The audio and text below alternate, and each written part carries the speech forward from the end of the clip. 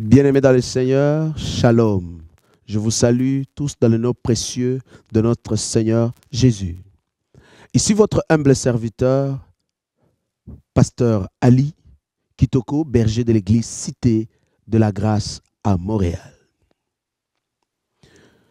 Je viens encore aujourd'hui avec un message puissant et important pour votre vie meilleure et pour votre salut. Sinon, avant d'aller dans notre sujet, j'aimerais quand même introduire ce sujet par une prière. Priez avec moi. Père, dans le nom de Jésus, je te loue et je te bénis encore une fois de ce temps que tu nous donnes, nous puissions dans le nom de Jésus parler de ta part. Merci pour chaque famille, chaque frère, chaque sœur, et tous ceux de près ou de loin qui nous suivent en ce moment. Merci parce que tu vas leur répondre aux questions et ils seront vivement bénis. Utilise ma bouche et que ma bouche et ma voix soient ta voix, Père. Tu as dit dans ta parole, tu envoies la parole est guérie. Que cette parole trouve place et que cette parole puisse nous guérir. C'est dans le nom de Jésus-Christ. Merci pour ce temps. Amen. Alors, mes amis, aujourd'hui, nous voulons parler des grands rêves. Nous voulons parler de rêver grand et viser haut. Ou en d'autres termes, le rêve qui peut être votre objectif à atteindre.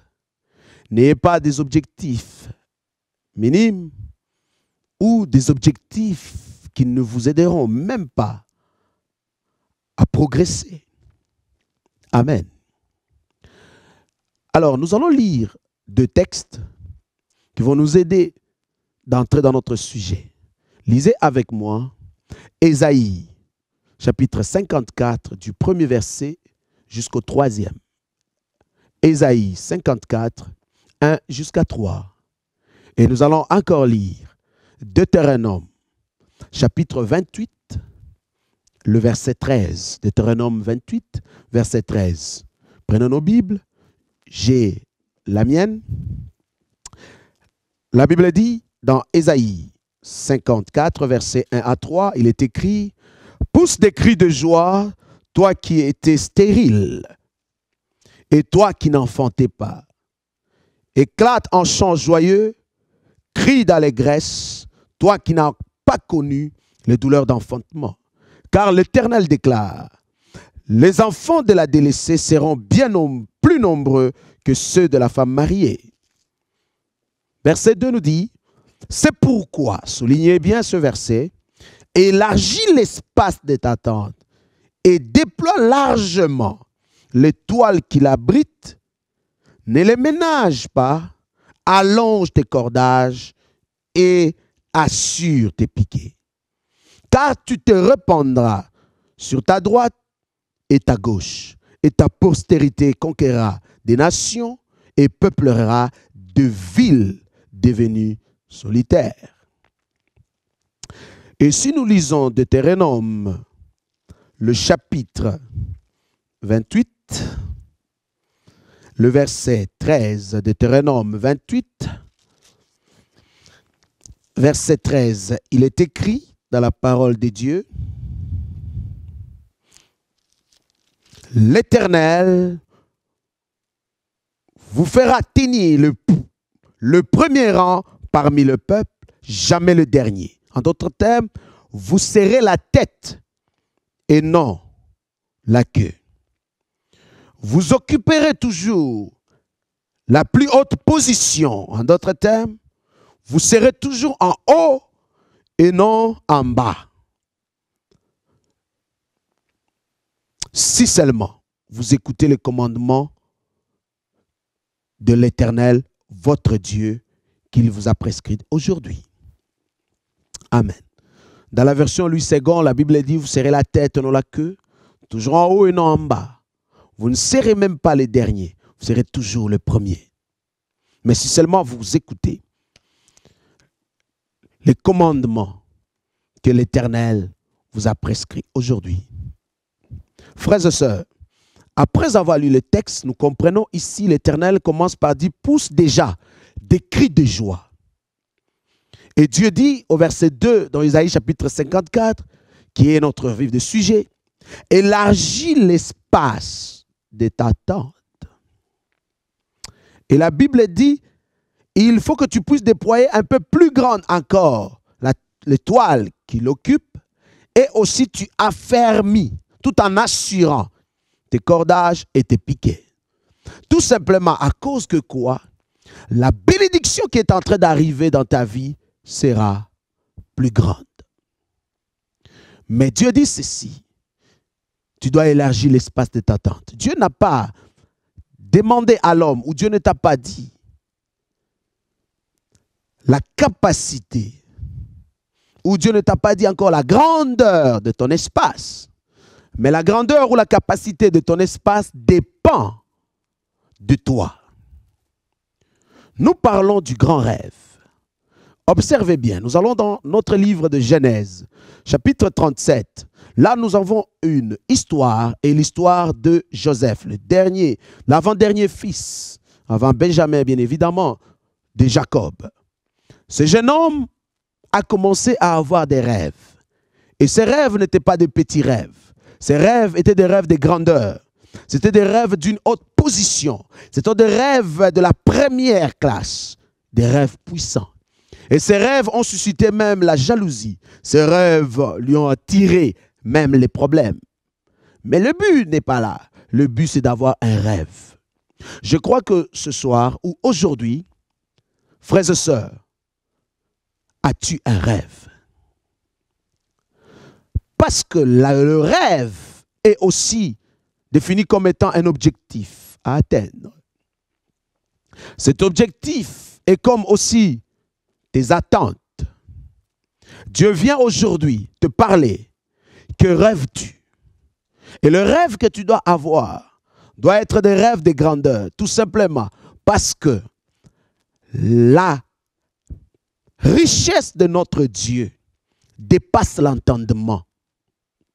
Et Dieu, lorsqu'il décide de te bénir, il va te bénir dépendamment de tes attentes. Et si il faut que tu puisses, comme dans ce cas aussi, Dieu dit, élargis l'espace de ta tente. Cet homme, la capacité de cet espace va déterminer la grandeur de la bénédiction qu'il va recevoir. Dans ce cas, il s'attendait aux enfants. Il s'attendait aux enfants et Dieu lui dit, élargis-les. Aujourd'hui, j'aimerais te dire, mes amis, aie un rêve. Et pas n'importe quel rêve. Et des grands rêves. Les rêves, j'aimerais juste aller en termes d'objectifs en disant, c'est quoi les objectifs que tu as de ta vie? Tu ne dois pas vivre une vie sans rêve, une vie sans objectif. Celui qui vit une vie sans rêve ou une vie sans objectif vivra une vie de tâtonnement, vivra une vie d'imitation et vivra une vie de comparaison. Tout simplement parce que tu n'as pas de rêve. Et lorsque tu as des rêves, ne limite pas ta vie par des petits rêves à cause de ton environnement ou à cause de ton vécu ou à cause de tes multiples expériences que tu as eues, des échecs dans la vie. Cela ne doit pas limiter tes rêves et un rêve. Parce que ce rêve-là que tu as, tu vas l'obtenir. L'objectif que tu as, tu vas l'atteindre. Mais tout dépend de quel objectif. Observez bien. Plusieurs personnes peuvent commencer une année, peuvent commencer une semaine, peuvent commencer un mois sans plan, sans programme, sans objectif. Je viens aujourd'hui attirer ton attention, bien-aimé, que ne commence pas une année sans rêve. Ne commence pas une saison sans objectif. Parce que le rêve ou l'objectif va déterminer la direction. Le rêve ou l'objectif va déterminer la destination. Tu veux marcher, mais ta marche est dans quelle direction? Parce que la direction que tu vas prendre, c'est par rapport au rêve. Amen. Mon sujet aujourd'hui, c'est de pouvoir te dire pourquoi tu te limites dans les rêves. Pourquoi tu te limites dans les objectifs. Élargis l'espace de ta tente. Dieu dit, tu seras la tête. Il y a déjà une assurance. Tu seras le premier. Il y a déjà une parole prophétique de Dieu. Vise haut et rêve grand. Ne te limite pas parce que tu es différent des autres. Ne te limite pas parce que tu as expérimenté certaines choses qui ont changé ton caractère. Ne te limite pas parce que tu es complexé. Tout simplement parce que tout le monde dise que tu n'as pas ce que toi tu crois que tu as. Ne te limite pas à cause de la couleur de ta peau. Ne te limite pas à cause de la situation financière, familiale. Mais par contre, rêve grand, rêve haut. Joseph ne voyait pas leur situation, mais il avait un rêve. C'est quoi ton rêve? Certains rêves dépendent de ton environnement. Nous sommes influencés dans les rêves par rapport à notre environnement. Tu vis dans un quartier pauvre, tu vis dans un quartier reculé, tu vis dans un quartier dont il n'y a même pas l'électricité, c'est possible. Alors ton rêve devient l'électricité. Ton rêve devient juste le poulet. Ton rêve devient juste le manger. Sache une chose, il est possible que tu sors de ton environnement pour être dans d'autres environnements qui vont permettre à ce qu'il y ait une influence sur tes rêves. Sors de ton environnement pour rêver grand et aller loin.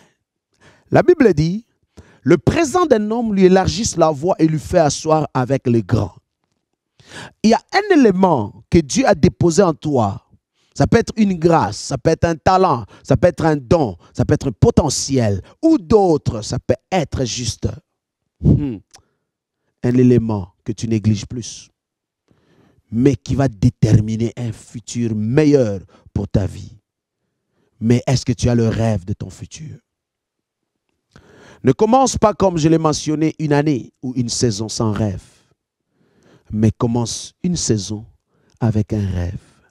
Ce rêve-là, comme je l'ai dit, va orienter ton chemin, va orienter ta direction. Je l'ai souligné en disant qu'il y a certaines personnes, c'est l'environnement qui ne les aide pas. Je vous donne un exemple, frère. Si tu rêves marier un riche, tu rêves marier un homme stable, soit dans l'environnement où il y a des hommes stables. C'est juste une clé que j'essaie de souligner ou d'attirer ton attention par rapport à ton rêve. Parce que tu te limites beaucoup à cause de ton environnement. Laisse-moi te booster un peu, que tu puisses être dans l'environnement dans lequel certains rêves vont être réalisés. Amen. Joseph lui-même, il a été emprisonné. Mais la Bible dit, l'environnement de la prison même n'était pas n'importe qui. C'était le lieu dans lequel on mettait tous ceux qui étaient autour du roi lorsqu'il se méconduisait. C'est-à-dire cet environnement a permis que cet homme puisse voir un des coéquipiers du roi ou du pharaon dont Joseph lui a parlé. Il lui a dit, souviens-toi de moi lorsque tu vas regagner ta position. C'est-à-dire, le rêve de Joseph s'est réalisé aussi dépendamment de l'environnement et aussi de celui qu'il avait rencontré en prison pour qu'il puisse parler au roi de la cause de Joseph ou de Joseph qui était animé de l'Esprit de Dieu avec la capacité de pouvoir interpréter certains rêves des autres. Et c'est ce qui a conduit Joseph à réaliser son rêve. Moi, je crois que toi aussi, le problème de ton rêve, c'est l'environnement. Le problème de ton rêve, c'est ceux-là que tu fréquentes. Commence à fréquenter les grands, mon ami, tu deviendras grand. Commence à fréquenter, je disais, les puissants, tu le deviendras. Parce que la Bible dit, le présent va lui élargir la voie et va lui faire asseoir avec le grand. Bon, une fois que tu t'assois avec le grand, qui s'assemble, se ressemble. Plus tu t'assois avec le grand, tu deviens grand. Alors, je te conseille, mon ami, d'être dans l'environnement dans lequel il y a les autorités, si tu veux le devenir. Je vous donne juste une illustration, un exemple. Nous sommes à Montréal. Dans cette ville, il y a des endroits dans lesquels tu vas trouver juste un café. Juste simple café. Le café qui coûte environ 35 à 45 $ dans d'autres endroits. Le même café, tu le retrouves dans d'autres endroits, 1,99 $ ou 2 $, s'il faut exagérer un peu. Mais pose-toi la question, pourquoi à tel endroit c'est environ 50 $ et l'autre endroit c'est environ 1 $ ou 2 $? Mais le même café, c'est le même sucre. Sache une chose. Quand tu décides d'aller acheter ce café de 45 $, tu te rends compte que c'est le même café. Mais le problème, celui qui vend ce café de 45 $ a une clientèle cible. Il a la clientèle cible. Il cible les autorités, il cible les grands. Parce que celui qui est grand, friqué, millionnaire, ne se retrouvera pas derrière un café de 2 $. Parce que là, il va rencontrer toutes sortes de personnes qui n'est pas de son rang ni de sa classe. Alors, j'attire ton attention, mon ami. Il ne faut pas toujours être dans l'endroit où c'est moins cher. Il faut aller aussi à l'endroit où c'est cher. Parce qu'à cet endroit, il y aura des rencontres. Je crois que le rêve que tu as se réalisera par celui que tu vas rencontrer. Et celui que tu vas rencontrer n'est pas dans des endroits dans lesquels tu y vas tous les jours. Va dans des endroits où il y a des grands. Et tu verras ton rêve se réaliser. Parce qu'il suffit que d'une rencontre pour que ton rêve se réalise. Je te parle, mon ami, fréquente les grands. Nous avons la pensée de dire tout grand, tous ceux qui sont grands sont derrière des loges. J'aimerais enlever ça dans ton esprit, enlever ça dans ton cœur. Personnellement, j'ai rencontré des chrétiens véritables qui prient, qui parlent la langue, qui craignent Dieu, mais des millionnaires, des milliardaires. Sans pour autant te rendre compte, oh my God, il y a des entreprises chrétiennes dans cette ville, dans cette province et dans ce pays qui sont juste là pour soutenir les croyants et les chrétiens. Tout simplement parce que dans ton cœur, tu t'es mis déjà des barrières. Ah non, tous les friqués sont flamands, tous les friqués, tous ceux qui sont riches sont derrière des loges. Non, mon frère, détrompe-toi. Élie, à un certain moment, il a pensé comme ça. Dieu lui a dit, détrompe-toi. Mes amis, un conseil. Des fois, change ton milieu. J'ai parlé du mariage tantôt. Tu rêves rencontrer un homme ou rencontrer une femme venant d'une bonne famille, stable, bénie. Oh, trouve des endroits où ces gens-là se baignent. Trouve des endroits où ces gens-là font leur épicerie. Tu vas voir. Ça va booster ta foi. Ça va booster. Je parle des rencontres. Je préfère vous ramener un peu sous terre parce je pense que tu es trop au ciel, mais pourtant tu vis sur la terre. Je attire votre attention, bien-aimés dans le Seigneur. C'est toujours possible de rencontrer les autorités. C'est possible de rencontrer les grands de ce monde. C'est possible. Quand je dis des grands, c'est-à-dire les gens qui ne sont pas dans ton milieu. Et un rêve et des grands rêves. Amen. Je sais que le pasteur, non, est un grand rêve. Rêve grand, vise haut. C'est possible. Rêve grand, vise haut. J'attire juste ton attention. 2015, 2016, 2018. C'est quoi ton rêve? Ne limite pas tes rêves. Rêve grand, rêve haut. Je disais, il y a certaines personnes qui rêvent toujours. Ah, je vais changer d'appartement. C'est bien beau de rêver changer d'appartement. Pourquoi ne rêves-tu être propriétaire? Tu rêves changer d'emploi. Pourquoi ne rêves-tu pas devenir entrepreneur? Tu rêves toujours changer d'église. Pourquoi ne rêves-tu pas par rapport à l'appel que Dieu dépose dans ton cœur, de bâtir aussi l'œuvre de Dieu par rapport à l'appel de Dieu. Tu rêves toujours la basse classe. Pourquoi ne rêves-tu pas la haute classe? Ne te limite pas, ma soeur, ne te limite pas, mon frère. Observez bien. Même les démons, quand ils attaquent une famille, une église, ils ne visent pas le bas de l'échelle. Ils visent toujours haut, ils visent toujours grand. Ils visent toujours la tête, sachant bien, pour faire renverser cette église, touchant la tête de l'église, l'église va être KO. Pourquoi tu vises toujours la basse classe? Les démons eux-mêmes ont compris le principe de viser haut pour renverser les choses. Ne vise pas bas. David lui-même, quand il a fait tomber Goliath, David n'a pas visé. David n'a pas visé les jambes, il n'a pas visé le ventre, il n'a pas visé les bras, il a visé la tête. Une fois Goliath est KO, David est revenu avec l'épée, il a visé encore la tête. Voilà pourquoi Dieu dit, vous serrez la tête, c'est là où Dieu t'attend. Tu es trop bas, tu es trop dans la vallée, Dieu t'attend dans les montagnes, Dieu t'attend dans la grandeur. Tu sais pourquoi ta vie ne marche pas? Tout simplement parce que tu es dans le rivage. Dieu lui-même va dire à Pierre, il lui dit, écoute, je suis l'Éternel, je suis Jésus-Christ. Je peux te dire, ton miracle est dans le rivage. Mais Jésus a dit, non, avance dans la mer profonde. Va dans les profondeurs. Rêve gros, rêve grand. Amen. Rêve gros, rêve grand. David a regardé Goliath, il a visé la tête. Une fois Goliath est tombé, David est revenu, il a coupé encore la tête. Tout simplement parce que vous serrez la tête. Tu serras la tête et non la queue. Ne vise pas la queue risque de pousser, mais vise la tête, ça ne poussera pas.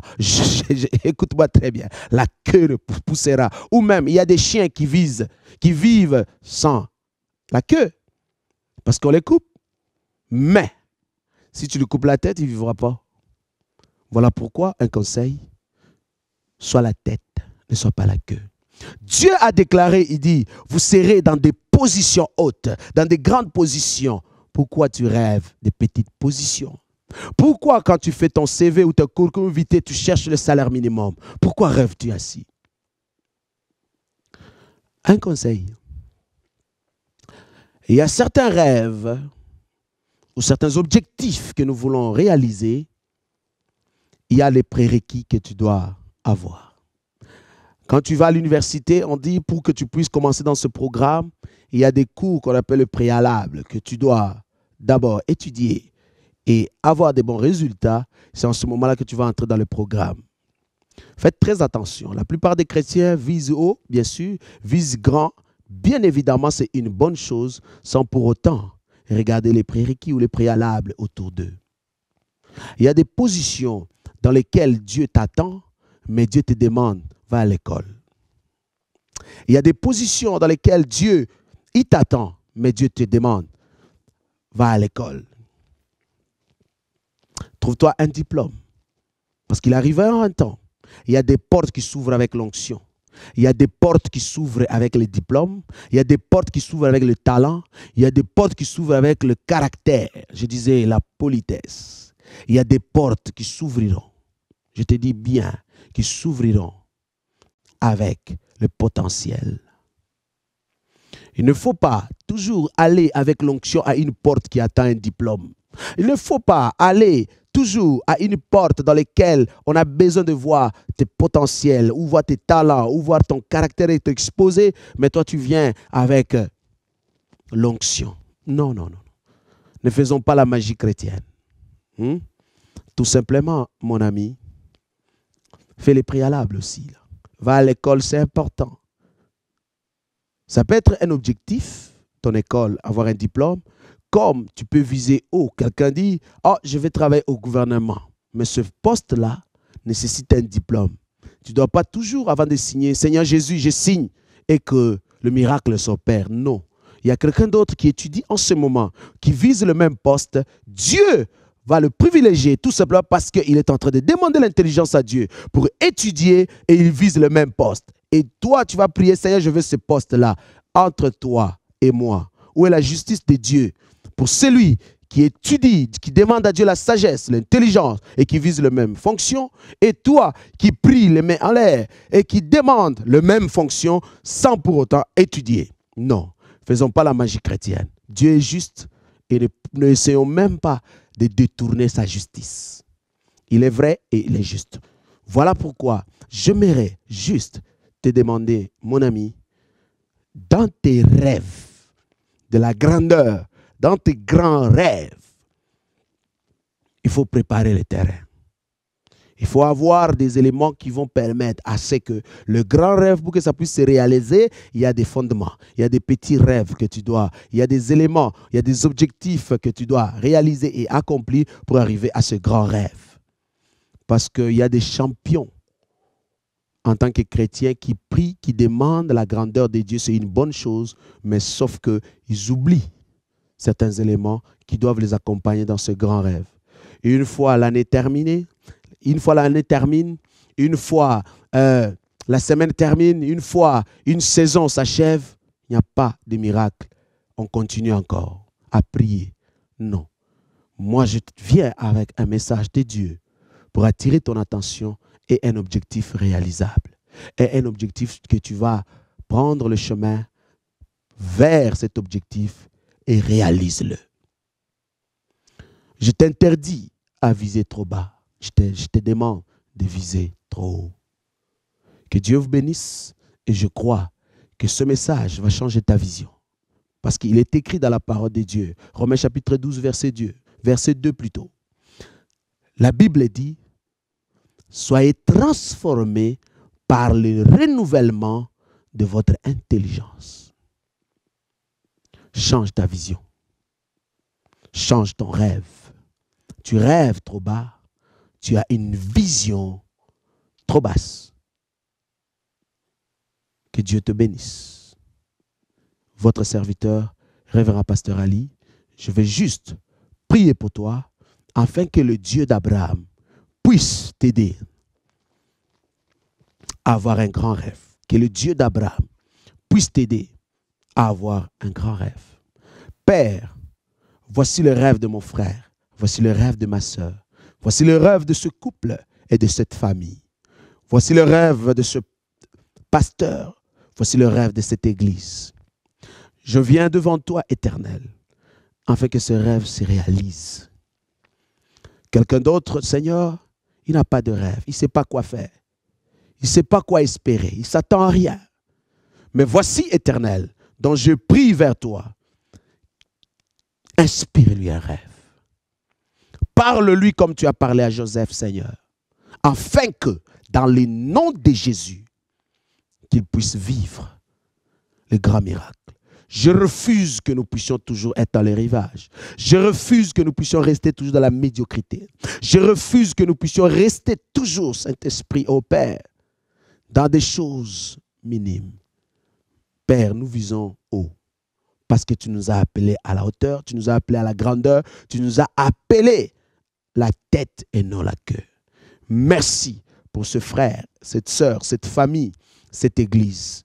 Au nom puissant de Jésus, que cette année sera une église puissante, grande et une église émergente. Merci Saint-Esprit, c'est dans le nom de Jésus-Christ. Amen. Que Dieu vous bénisse abondamment.